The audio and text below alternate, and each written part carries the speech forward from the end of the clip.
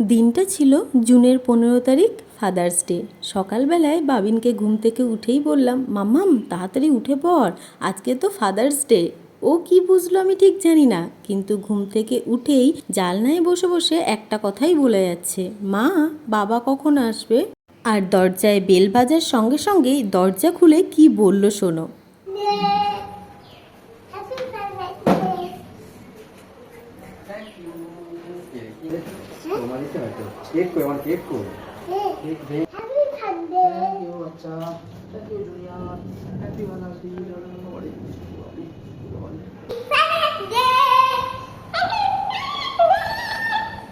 Father's day special আমরা কিছুই করিনি, কিন্তু বাবিনের মুখ থেকে এরকম হ্যাপি ফাদার্স ডে শুনে বাবিনের বাবা তো খুব খুশি।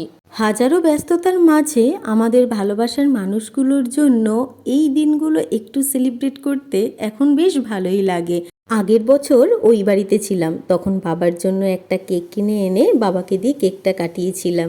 বাবা কিন্তু খুব খুশি হয়েছিল, মুখে কিছু না বললেও বাবার মুখের ওই হাসিটা দেখেই বোঝা যাচ্ছিল যে আমাদের আনা কেকটা কেটে বাবা কতটা খুশি হয়েছে।